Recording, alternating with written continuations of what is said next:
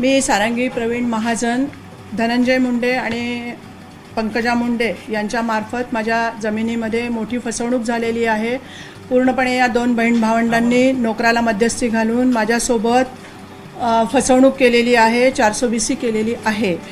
मौजे जिरेवाडी, तालुका परळी, जिल्हा बीड येथील गट क्रमांक 240 मध्ये माझी 63.50 आर जमीन होती। त्या जमिनीमधून यांनी माझी 36 आर जमीन ही पूर्णपणे फ्रॉड करून विकलेली आहे। धाकदपट दाखवून यांच्या नोकरामार्फत मला अनुसूया हॉटेलमध्ये बोलावून घेण्यात आलं होतं। परळीच्या दिवसभर तिथे मी होते। सकाळी पहाटे मी आले। 11 वाजता त्यांनी मला तिथून रजिस्ट्रार ऑफिसमध्ये नेलं। तुम्हाला या जमिनीचा मुआवजा मिळेल असं सांगितलं आणि 11 वाजता मी रजिस्ट्रार ऑफिसला गेले तेव्हा रजिस्ट्रारने सुद्धा मला काहीही विचारलं नाही। आपसूक सह्या करून घेतल्या आणि फोटो काढून घेतले, रजिस्ट्री लावून घेतली। मला कोणी जमीन घेतली हे सुद्धा माहिती नाही। भरपूर लोक तिथे होते। आम्हाला तिघांना लगेच बाहेर काढण्यात आलं आणि बाहेर काढून आम्हाला गोविंद बालाजी मुंडेंनी त्याच्या घरी नेलं, जेवू घातलं आणि तिथून त्यांनी आमच्याकडून ब्लँक पेपरवर सह्या घेतल्या 100 रुपयाच्या। आणि त्यावेळेला मी त्याला अडवलं तर त्यांनी मला सांगितलं, तुम्हाला धनुभाऊ आणि पंकजाताई परळी सोडू देणार नाही तुम्ही इथे सह्या केल्या नाहीत तर। आणि त्याच्यावर त्यांनी इसार पावती तयार केली त्याच तारखेची आणि ती मला नंतर 15 दिवसांनी कळली इसार पावती काय केली ती। आणि आमच्याकडनं सगळे पैसे मिळाल्याचं त्या इसार पावतीवर लिहून घेतलं।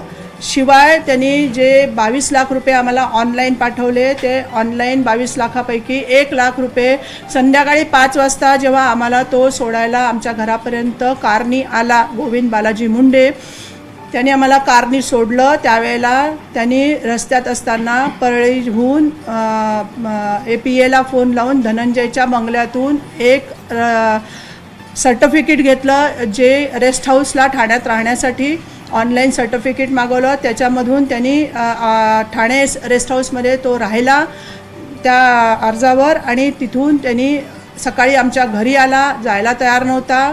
माझ्या मुलांनी बँकेत समोर जाऊन त्याला जेव्हा 1 लाख रुपये कॅश काढून दिली तेव्हा त्यांनी आमचं ठाणं सोडलं आणि नंतर 10 दिवसांनी तो आम्हाला एवढा परेशान करायला लागला की तुम्हाला मी सगळं काम करून दिलं आहे तर तुम्ही मला ह्याच्यातले काही टक्के दिले पाहिजे।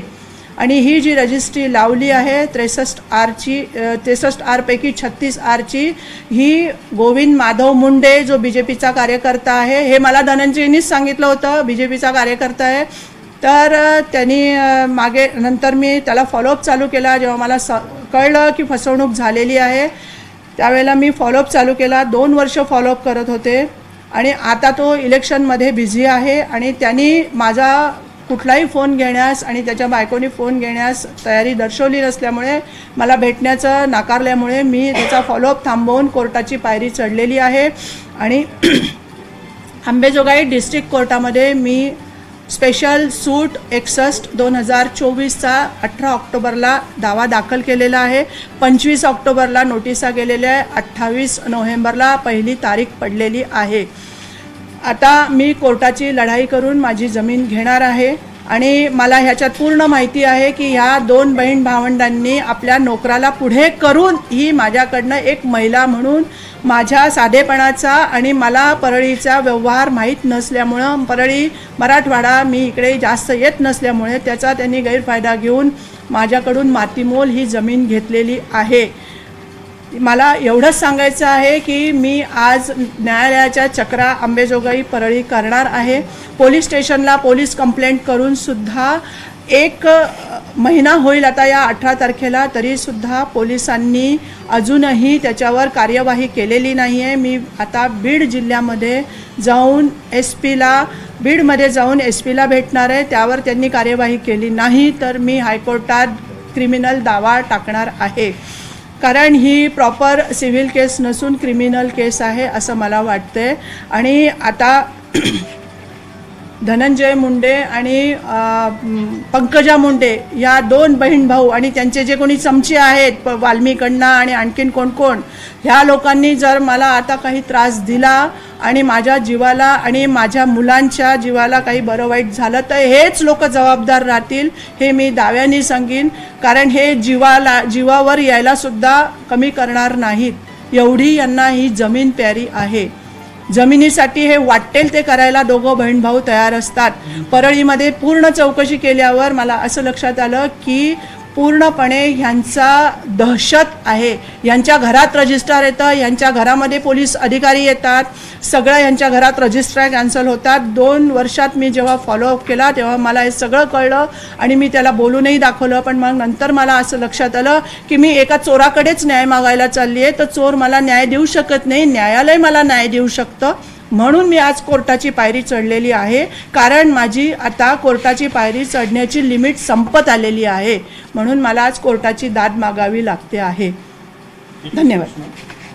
राजकीय म्हणजे सध्या निवडणूक सुरू आहे, धनंजय मुंडे निवडणुकीला उभे आहेत, तर राजकीय हेतूने प्रेरित होऊन तुम्ही हे आत्ता आरोप करताय वगैरे, याच्याबद्दल तुमची काय भूमिका? मी बिलकुल राजकीय हेतूने काही करत नाही आहे. माझा राजकारणाशी काहीही संबंध नाही आहे. माझ्या ठाण्यामध्ये जो उमेदवार उभा असतो त्याला, मला ज्याला उमेदवाराला मत द्यायचं असतं त्यांनाच मी देत असते. राजकारणाशी माझा संबंध पहिलेही नव्हता, आत्ताही नाही. मी कुठल्याही पक्षाकडे जात नाही, कोणाकडे कामं मागत नाही आणि कोणाकडे काही करत नाही. ॲडमिनिस्ट्रेशन माझ्या संस्थेचे कामं करतात. मी कुठल्याही नेत्याकडे जात नाही, कुठल्याही पक्षाच्या नेत्याकडे जात नाही. हवं तर तुम्ही चौकशी करून घ्यावी. मला राजकीय हेतूचा काहीच संबंध नाही आहे, बिलकुल काही नाही आहे. या लोकांना काही त्रास नाही आहे. हे अगदी चमडी यांची एकदम कडक आहे, यांना काहीही त्रास होत नाही. हे यांच्यापेक्षा गोपीनाथराव केवळ कितीतरी पटांनी चांगले होते. आज तळागाळातून ते वर आलेले होते आणि त्यांनी राजकारण खूप चांगलं केलं. हे दोघं बहीण भाऊ आयते वर आलेले आहेत, आपल्या वडिलांच्या काकांच्या नावावर वर आलेले आहेत. त्याच्यामुळे यांचं राजकारण हे राजकारण नाही आहे. दंडेलशाही, दडपशाही, धाकदपटशाही आणि लोकांना त्रास देणं, नातेवाईकांना त्रास देणं हेच कामं हे करतात. एबीपी माझा, उघडा डोळे बघा नीट.